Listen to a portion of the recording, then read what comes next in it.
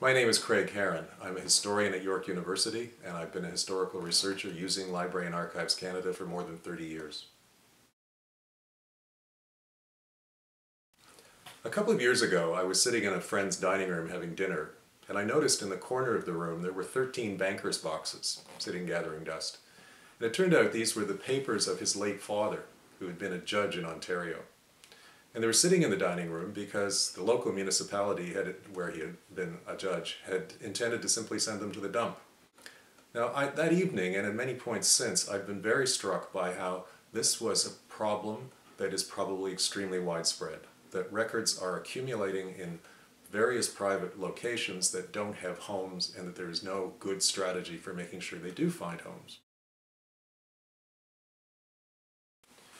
The question I find myself asking is, what is the new strategy for modernization that Library and Archives Canada is launching going to do to confront this emerging crisis of records that need homes?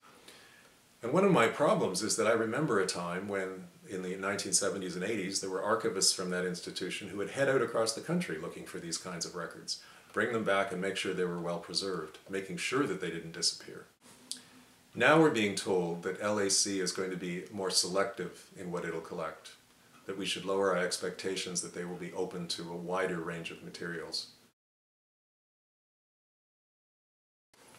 My second concern is that I hear Library and Archives Canada senior administrators talking about the need for partnerships, by which they mean they want to find other institutions to take on the responsibility for collecting and preserving material that they would have in the past. I call this offloading. They're looking for someone else to do the work for them that they themselves would have done in the past. And I'm concerned about that for two reasons.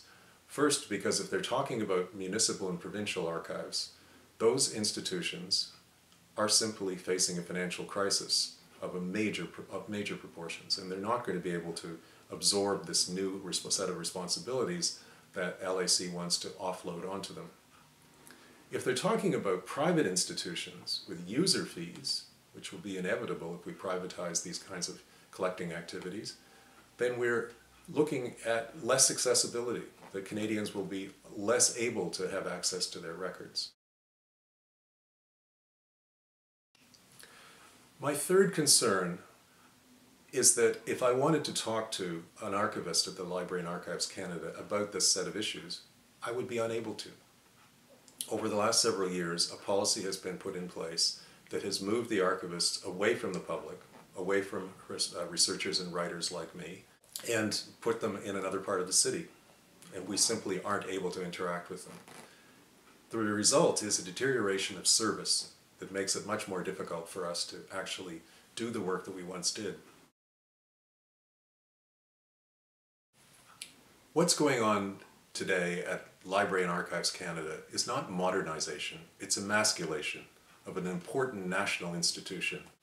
It's very important that people who are concerned about this join this broad coalition, this alliance that's being built up to stand up against this new program.